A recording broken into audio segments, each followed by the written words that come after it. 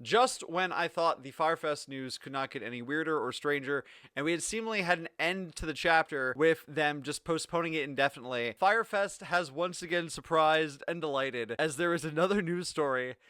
Maybe not the funniest one, but probably the strangest one yet. And that is that Fyre failed as a festival. Can this executive make it work as a streaming service? From what I understand, the rights to Fyre, the brand with the most positive brand recognition you can find, who would not want to be associated with the the viral sensation of Fyre, it's been sold to somebody who's turning into a streaming service. That's all I know. So I'm going into this cold like you guys are, and we're gonna see what the fuck this means together. Cleveland music and media executive Sean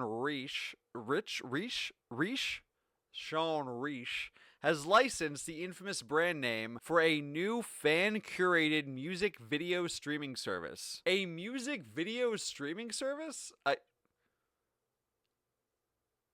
You mean YouTube?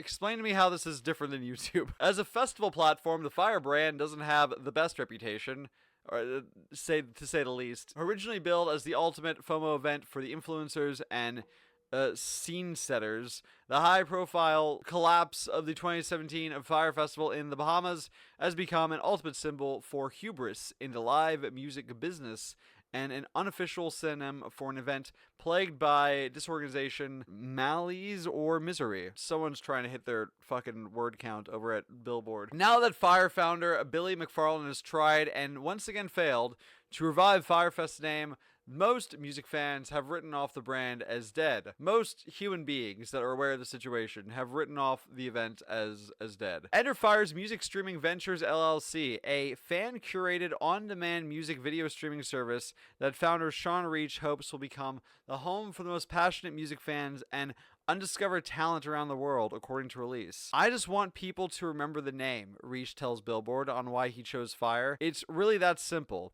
It's P.T. Barnum. All publicity is good publicity. I used to also think that no publicity is bad publicity. I do think that this might have proven that rule isn't true. It's not P.T. Barnum. P.T. Barnum had a reputation of being like a fun circus, right? I mean, also massive human rights violations if it's the P.T. Barnum I'm thinking of, running a prison circus, essentially. Most people didn't know that. Fyre, on the other hand, most people do know is bad. I think this is going to be a hard thing to market out of. How much did he spend to license this? I wonder if that will be disclosed. Reich tells Billboard that shortly after the second Fyre Festival started collapsing last week, his team is on the phone with McFarland, hammering out the agreement to use the Fyre name, logos, and trademarks to brand the streaming venture. The agreement with Reich won't impact McFarland's ability to stage Fyre Festivals at a future date. Oh my god. I had thought that this was Billy's exit ramp. I thought he completely sold the name and like he was done. It was like I was like, was this the point all along? Was it to like drum up new news about Fyre Fest so he could like bring back name recognition and try and sell the brand? But apparently not, and apparently this doesn't mean this is the last we've heard of this. Reich is a veteran entertainment executive and president and co-founder of the True Blue Crime Network, which he launched with the former To Catch a Predator host Chris Hansen in 2022. Oh, okay. For $4.99 a month, True Blue subscribers get access to dozens of licensed crime shows and documentaries like A+E After Dark, Bounty Hunters, and Takedown with Chris Hansen, accessible across devices via download apps and native channels built into smart TVs. Reich says Fyre is like a curated YouTube with an emphasis on music. It will operate as both a subscription service and as a FAST channel, an acronym for free ad-supported streaming TV, with more linear-based programming and music content submitted and upvoted by fans. Fyre will also offer audio-only capabilities for fans looking to stream content on their phones at a lower bandwidth, or metadata identification will be verified by Grace Notes. The relationship between the artist and the fan through a single conduit, we intend to be that conduit. Fyre will both use tastemakers and fan behavior to help drive its content strategy and potentially feature McFarland in a potential talent role in the future, although nothing has been finalized. Keep this man away from things! Send Billy McFarland to prison or Home Depot. One of those two things. Either get a real job or go to jail. Dude, I hate this so much. Why is it that these fucking scoundrels can just fail upward over and over and over again? What is his reward for Scam Fest 2.0? Being able to get a sick licensing deal and potentially be associated with another company who's probably run by, like, an actual real person and not, like, a huckster.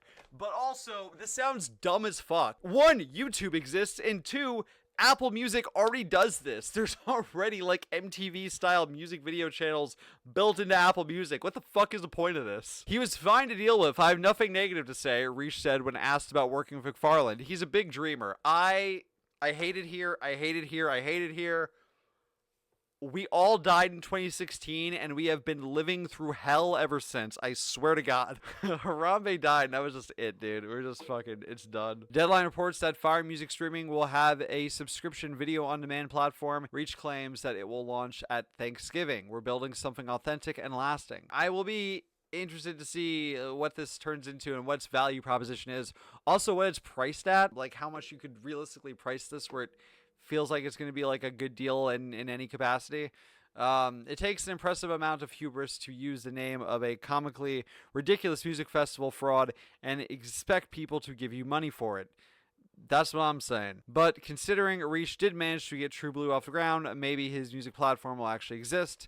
If the fact that the second Fyre Festival has already been indefinitely postponed is any sign of what's to come, though, it'll be a hilarious exercise in Schadenfreude if it does not. Yeah, I mean, True Blue makes sense, though. Those ideas of hyper-specific streaming services make a lot more sense for film and TV content because it's like...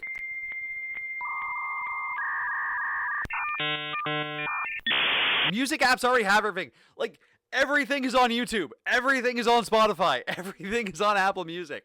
Like, there is no, like, video streaming service that has everything already. So it's like, it makes sense that it's like, we're going to curate the exact type of content that you want, and you know, have it set at, like, a lower price point.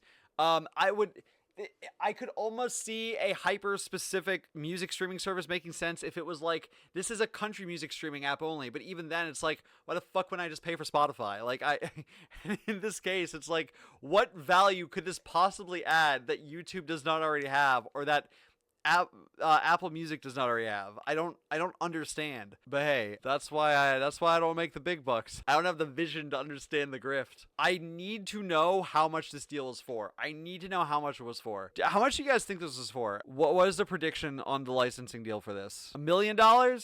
I mean, any amount of money sounds like too much money, but like I can't imagine you could sell it for more than $1 million, right? You can't license out for like more than $1 million. Artists will be able to upload and submit their work for free, and once it clears copyright checks and is live on the platform, users can upvote to get it featured on the Fast Network. While website's FAQ page claims the service is not affiliated with the music festival, Deadline reports allege that McFarland is expected to have a presence on the network and that he still owns the event itself and continues to search for Fyre Fest 2 location. The only way that I could see this having value is if there is an emphasis on, like, underground music videos. Like, if there's an emphasis on, like, this is not where you're going to go to watch the newest Drake, Kendrick, Offset, Gunna music videos. This is not where you're gonna go check out the new Tate McRae or Sabrina Carpenter videos. This is gonna be all underground music acts that helps you find cool new videos by up and coming artists. That is, I guess, like a lane where there isn't like a direct analog. So that's the only way I could see this working. Maybe that's what it'll be, but it also kind of seems hard to imagine that people would pay for a subscription like that. If it's ad supported, like, I guess that makes sense. Just when I thought we were done with Fyre Fest news, there was a suspension update, and I do think this will be the last update for a while. They just posted this to their Instagram, and I'm not going to read all of this right now. I read it earlier, but basically this is a long way of saying that they are officially selling the entirety of the brand. Yesterday we talked about how they had licensed the branding out for it to be used for this music streaming app that's in development. And today, it looks like they are officially trying to sell off the brand entirely to whoever else might want to use Fyre to throw a festival or whatever they want to do with it. Like, Billy McFarland basically admits that, hey, I can't make this work. I can't throw a successful music festival, but if somebody else wants to, I'm willing to sell the brand. And I really hope nobody buys it. I really hope that he is not successful in selling the most toxic brand of all time and using that money to get out of his debts. I say once again, Home Depot or prison, Billy. Those are the two places you belong. Work an honest job to pay off your debts or go to prison. These are the options that are just. I don't know who in their right mind would actually buy this brand from anybody. Like, they don't have a trademark on, even if you wanted to throw a music festival in a tropical location and not have it be strictly music festival, like even if you had the vision and ability to pull off a festival where you have skateboarders doing kickflips and swimming of sharks with Antonio Brown or fucking the fight pit and all that stuff, like they don't have a trademark on those ideas. They can't own that. You could still just do that and call it something else. I think a festival that's that unique would market itself anyway. I don't think it's that hard to market live experience stuff. You know what I mean? Like, I've never heard of a festival failing because of a lack of visibility. I've never heard that once. You know what I mean? Even small ones that you don't really hear about sell out all the time. Like, it's not that hard to sell a festival. Every time I do a Fyre Festival update, I'm like, this is definitely the last one we're gonna get for a minute, and then there's another update. But I think this is finally the last update until somebody buys the festival, which I just don't think is gonna happen. I hope doesn't happen, but we'll see. So anyway, is this finally the final thing? Who's to know?